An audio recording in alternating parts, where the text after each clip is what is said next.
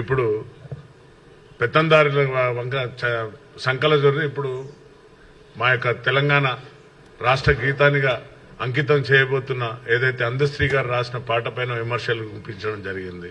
మళ్ళీ ఆంధ్రుల చేతిలో పెత్తనం అంటగట్టిండ్రు అనేది కామెంట్ చేశాడు. మరి మీరెక్కడికి వెళ్ళారు? ఇన్ని రోజులు పదవిలో ఉండి 10 ఏళ్ళు నువ్వు ఆర్ఎస్ ప్రవీణ్ కుమార్ గారు, నేను క్వశ్చన్ అడుగుతున్నాను. 10 ఏళ్ళు మీరు వారి ప్రభుత్వంలో ఒకటే పోస్టులో 10 ఏళ్ళు చేశారు. 10 ఏళ్ళు చేసినాక నువ్వు కేసీఆర్ బాణం అని మాకు తెలుసు 100%. గత ఎలక్షన్లో నువ్వు కాంగ్రెస్ పార్టీలో ఉన్న ఓట్లను చీల్చడానికి బీఎస్పీ పార్టీలో చేరినావు. బీఎస్ పార్టీలో చేరి బీఎస్పీ కండ కప్పుకొని అప్పుడు కొన్ని చాలా గొప్ప మాటలు మాట్లాడావు. ఏనుగునెక్కి ప్రగతి భవన్ పోదామని అన్నావు. ఎక్కడ పోయింది నీ ఏనుగు? ఎక్కడ పోయింది నీ భవనం? ఎక్కడ పోయింది? నువ్వు ఎక్కడ పోయినావు? మళ్ళా పోయి పెత్తందారు సంకలు చేరినావు. ఇప్పుడు అందశ్రీ గారి కోసం మాట్లాడడం సిగ్గుచేటు నీకు. ఆయన ఒక చాలా నిరుపేద కుటుంబంలో పుట్టి స్వార్థం లేకుండా అతను రాసిన గీతాన్ని ఈరోజు తెలంగాణ ప్రభుత్వం గుర్తించి, మా యొక్క ప్రభుత్వం గుర్తించి దాన్ని తెలంగాణకు అంకితం చేయబోతున్న ఆ యొక్క తెలంగాణ గీతాన్ని వారికి పూర్తి స్వేచ్ఛనిచ్చారు మా ముఖ్యమంత్రి గారు అందశ్రీ గారికి.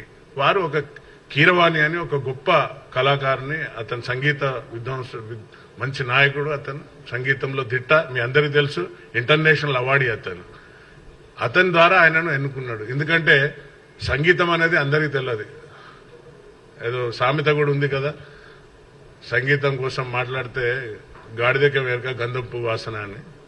ఆయన కామెంట్ చేయడం, మరి ఈయనకు సంగీతం పైన ఏం అవగాహన ఉన్నదో ఒకసారి తనకు తాను క్వశ్చన్ చేసుకోవాలి. కీరవాణి అనే గొప్ప ఎవరైతే మ్యూజిక్ డైరెక్టర్ ఉన్నాడో మీ అందరికీ తెలుసు, ఇంటర్నేషనల్ అవార్డీ. ఈరోజు ఆయన దాన్ని ఏమాత్రం అందులో అరమరికలు లేకుండా ఈ యొక్క జాతీయ గీతంగా, మన యొక్క తెలంగాణ జాతీయ గీతంగా ఈరోజు దాన్ని ప్రమోట్ చేస్తున్నాడు. కాబట్టి అందశ్రీ గారికి వారికి ఉన్న, ఎందుకంటే అతనికే తెలుసు అందశ్రీ గారికి ఎవరిని సెలెక్ట్ చేసుకుంటే ఈ గీతానికి కరెక్ట్ గా న్యాయం చేకూరుస్తారు అనే ఉద్దేశంతో ఆయనను సెలెక్ట్ చేసుకోవడం జరిగింది. దానిపైన ఈయన కామెంట్ చేస్తున్నాడు. ఒకసారి నీకు నువ్వు ఆత్మవిమర్శ చేసుకో. ఆర్ఎస్ ప్రవీణ్ కుమార్, 10 ఏళ్లలో ఉన్నప్పుడు నువ్వు ఏం చేసినావు? 10 ఏళ్లలో నీ యొక్క ఒక సామ్రాజ్యాన్ని నిర్మించుకొని అందులో స్వారోస్ అని ఒక గుండాలను పెట్టుకొని నువ్వు ఏం చేసినావు నీ అందరికీ తెలుసు. కాబట్టి ఇంకోసారి కామెంట్ చేసే ముందు ఒకసారి ఆలోచించు. మరి ఇన్ని రోజులు ఎక్కడ పోయినావు? చిన్న క్వశ్చన్ నేను అడుగుతాను వారిని, స్పోర్ట్స్ లో అడుగుతాను. స్పోర్ట్స్ లో ఇప్పుడు ఎవరున్నారు? గోపిచంద్, పుల్లెల గోపిచంద్ ఎక్కడ అతను? తర్వాత ఎవరైతే బ్రాండ్ అంబాసిడర్ గా పెట్టిన సమంత ఎక్కడ అమ్మాయి? తర్వాత అలాగే మన చేనేత కార్యక్రమానికి పెట్టిన సమంత ఎక్కడ అమ్మాయి? అలాగే మన సినీ నటి బాబు మోహన్ కూతురు, మోహన్ బాబు గారి కూతురు ఎవరు, ఎక్కడికి అమ్మాయి? ఇవన్నీ గుర్తుకు రాలేదు అప్పుడు వారిని అందరినీ అంబాసిడర్ గా పెట్టినప్పుడు, బ్రాండ్ అంబాసిడర్ పెట్టినప్పుడు. ఈ రోజు ఎట్లా మాట్లాడుతున్నావు? తెలంగాణ ఆంధ్ర అని ఎట్లా అంటున్నావు? మరి కేసీఆర్ ఆంధ్రోలకు కాలికి ముళ్ళు గుచ్చుకుంటే పంటితో తీస్తా అన్నాడు. మరి అప్పుడెక్కడ పోయినావు? ఇవాళ గుర్తుకొచ్చిందా? కాబట్టి ఒకసారి మాట్లాడే ముందు ఆలోచించుకో. దళితులారా, ఈయన పచ్చి మోసగాడు. మళ్లీ పోయి ఆంధ్రోల చేతులనే ఇన్ని రోజులు మన తెలంగాణ బిడ్డలను మోసం చేసిన పార్టీలో చేరిండు. నిరుద్యోగులు ఎంతో మంది ఆత్మహత్యలు చేసుకున్నారు, మీ అందరికీ తెలుసు.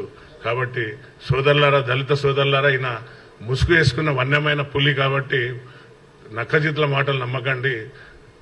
ఆయన గుండు చేసుకున్న అంత మాత్రాన అంబేద్కర్ కాడు. దయచేసి మీరెవరు కూడా వారి మాటలను నమ్మకండి. ఎందుకంటే కాంగ్రెస్ ఒక్కటే దళితులను హక్కున చేర్చుకునే పార్టీ ఏదన్నా ఉన్నదంటే కాంగ్రెస్ ఒక్కటే. న్యాయం జరగాలన్నా, దళితులకు ఎలాంటి న్యాయం జరగాలన్నా కూడా కాంగ్రెస్ ఒక్కటే చేయగలుగుతుందని నేను ఈ యొక్క మీడియా ద్వారా మీ అందరికీ చెప్తున్నాను. ఎవరు కూడా ఆర్ఎస్ ప్రవీణ్ మాటలలో పడి మోసపోకండి దయచేసి. మీరందరూ ఇప్పుడు ఇన్ని రోజులు ఒకరోజు కూడా మాట్లాడినోడు ఇవాళ పోయి మళ్ళీ కార్లో ఎక్కిండు. మళ్ళీ ఏనుగు విడిచిపెట్టి కార్లో పోయినావు. కారు ఎక్కడున్నది మీ అందరికీ తెలుసు. కాబట్టి దయచేసి సోదరులారా ఎవరు కూడా వీరి ఆర్ఎస్ ప్రవీణ్ కుమార్ మాటలలో పడి మీరు మోసపోకండి విద్యార్థి లోకలారా. కాబట్టి ఎట్టి పరిస్థితుల్లో కూడా ఆర్ఎస్ ప్రవీణ్ నమ్మకండి అని మీకు మీడియా ముఖంగా విజ్ఞప్తి చేస్తున్నాను. Thank you.